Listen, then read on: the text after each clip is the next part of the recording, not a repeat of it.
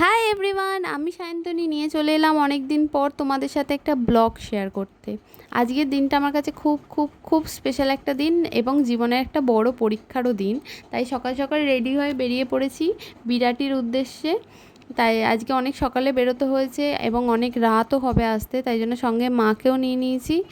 তার আজকে হচ্ছে আমার ভাইয়ের বার্থডে, তবুও আমাদের দুজনকে বেরিয়ে যেতে হচ্ছে। আমাদের দুজনের যতটা খারাপ লাগছে ওর মনে হয় তার চেয়ে বেশিও খারাপ লাগছে। আর কি করা যাবে, আমার পরীক্ষা, আমাকে তো যেতেই হবে। আর অনেকটা রাত হয়ে যাবে, তাই সঙ্গে করে মাকে নিয়ে যাচ্ছি, একা ফিরতে পারবো না। তাই দেখতে দেখতে ডানকুনি স্টেশনে চলে এসেছি। আর ট্রেন আমাদের আসেনি, আমি একা নই, আমার এক বন্ধুও যাবে। তাই কি পরীক্ষা না পরীক্ষা সব আস্তে আস্তে বলছি, দেখতে থাকো ব্লগটা পুরোটা। আর বসে বসে টেনশানও করছিলাম যে কি করব, ভালো হবে তো পরীক্ষাটা, পারবো তো আমি দিতে। আর তাহলে তোমাদেরকে বলি, আমি আর আমার বন্ধু 4 মাস আগে এইচএস দেওয়ার পর ভেবেছিলাম আমরা মেকআপ শিখবো, মেকআপ আর্টিস্ট হবো। আমাদের দুজনে খুবই ইচ্ছা ছিল, তাই সেই 4 মাস মেকআপ শিখে আজকে আমাদের ফাইনাল এক্সাম। তাই আমরা দমদম, দেখো দেখতে দেখতে দমদম চলে এসেছি, তারপর বিরাটি চলে এসেছি। তার মাঝখানে কোনো ক্লিপ নিতে পারিনি, এক্সাম হলে অনেকটাই দেরি হয়ে গেছিলো। তারপর দেখো রাত হয়ে গেছে। এই দেখো তোমাদের একটুখানি ছোট একটা ভিডিওর মাধ্যমে দেখিয়ে দিলাম এই লুকটা আমি ক্রিয়েট করেছিলাম ফাইনাল এক্সামে, আমার রিসেপশান লুক, রিসেপশান ব্রাইড। তোমাদের একটু জানিও কমেন্টে কেমন লাগলো তোমাদের। যদি তোমাদের ভালো লাগে তাহলে আমায় বুক করো, আমি স্ক্রিনে নাম্বার দিয়ে দেবো। আর দেখতে দেখতে 11টা বেজে গেছিলো। আমরা দমদম স্টেশনে এসে বসেছিলাম, প্রায় 11টা বেজে গেছিলো। স্টেশনে অতটাও মানুষ ছিল না, অল্প মানুষ ছিল। কী আর করব, অনেকটাই রাত হয়ে গেছে, আমাদের কিছু করার ছিল না। আর সারা দিন অনেক কাজ করতে হয়েছে, অনেক ক্লান্তি দাঁড়িয়ে দাঁড়িয়ে। আর খুবই কষ্ট হচ্ছিল, বাড়ি যেতে পারলে বাঁচি এরকম ব্যাপার। কিন্তু আমাদের একটাই লাস্ট ট্রেন ছিল, এটা যদি না পাই আর ট্রেন নেই। এটা যদি ক্যান্সেল হয়ে যায় আমাদের বাড়ি যাওয়াও ক্যান্সেল হয়ে যাবে। তাই বসে বসে ভাবছি, টেনশন করছি। বাবাকে নেই, সেটাই ভয় লাগছে, বাবা তো আর আসেনি। এই দেখতে দেখতে আমাদের ট্রেনও চলে এসেছিলো। ট্রেনে বসে বসে আমরা 4জনে গল্প করতে করতে যাচ্ছিলাম। কিছু মানুষ ছিল ট্রেনে, রবিবার, তাও খুবই কম। এই যে দক্ষিণেশ্বরের ব্রিজের ওপর দিয়ে যাচ্ছি, দেখো রাত্রিরে গঙ্গাটাও খুব সুন্দর লাগছিল। অনেকটা রাত হয়ে গেছে, প্রায় 11:30 বেজে গেছে তখন। তারপর ট্রেনের ওই মানুষগুলো যারা ছিল সবাই নেমে গেছিলো। আর তারপরে ট্রেনটা এক জায়গায় দাঁড়িয়ে গেছিলো। আর খুবই আমাদের ভয় লাগছিল, ভয়ও পেয়েছি খুব।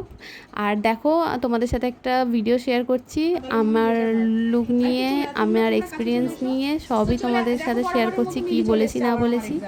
তোমরা প্লিজ দেখো ভিডিওটা। বলো কেমন লাগলো? মানে সেমিফাইনালের দিনও নার্ভাস ছিলাম, কিন্তু করেছিলাম। ম্যাম অনেকেই হাতে ধরে শিখিয়েছে আমাকে, আমি অনেক কিছু ভুল করতাম, ম্যাম সেগুলো অনেকবার ভুল ধরিয়ে ধরিয়ে চেষ্টা করি। আজকে এই লুকটা আমি দিয়েছি, অনেকটাই খুশি আমি এই লুকটা দিয়ে।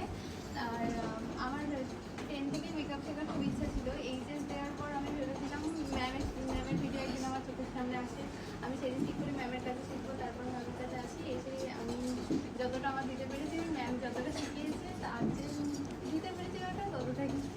খুব ভালো দিয়েছো। একটা 12 পাস করা মেয়ে যে এত ভালো কাজ করতে পারে। সি দ্য লুক, পুরো ফুল লুকটা দেখো, আই মেকআপ দেখো, বেস মেকআপ দেখো, পুরোটা নিখুঁত, হেয়ারও ইনফ্যাক্ট। আমি লাস্ট ক্লাসেও খুব বকেছি ওকে। জেনারেলি যা হয় 12 পাস করে আমাদের উড়ু মন, হ্যাঁ, কারণ কলেজে যাব, কলেজে উঠবো, তাই না?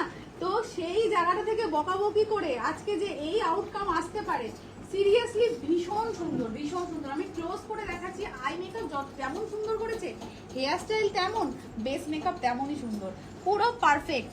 যদি মিলি, তোর বল কেমন লাগলো? আমার তো লুকটা ভীষণই পছন্দ হয়েছে। তো আমি এখানে যতবারই এসেছি সব থেকে আমার এই লুকটা সব থেকে বেশি পছন্দ হয়েছে। আচ্ছা আচ্ছা, সবারই লুকই ভীষণ সুন্দর, আমারটাও খুব পছন্দ হয়েছে। ওকে। তো যদি ওর লুকটা ভালো লেগে থাকে, অবশ্যই ওর নাম্বার কত বলো? আমার 10 নাম্বার দিয়ে ভোট করতে ভুলো না। আর ও অবশ্যই সব জায়গায় অ্যাভেলেবেল, বাচ্চা ভেবে ভুল করবেন না, কাজে কিন্তু ও বড়। তো খুব সুন্দর কাজ করেছে, আমার পার্সোনালি ভীষণ পছন্দ হয়েছে ওর লুকটা, যেরকম আমি মানে পছন্দ করি, একদম এক্স্যাক্ট নামিয়েছে। আর তোমরা তো শুনেই নিলে, বাকি কন্ট্যাক্ট নাম্বার শেয়ার করো। আমার বাড়ি ডানকুনি, আমার কন্ট্যাক্ট নাম্বার 8768671087। যদি Okay, তোমাদের এই চলো, লুকটা ভালো লাগে আপাতত তাহলে টাটা, কারণ আমাকে সবাই late হয়ে অবশ্যই যোগাযোগ করো আমার সাথে, আমি সব জায়গায় অ্যাভেলেবেল, আমি কন্ট্যাক্ট নাম্বার দিয়ে দেবো। চলো আজকে ব্লগটা একটুখানি, বাই বাই।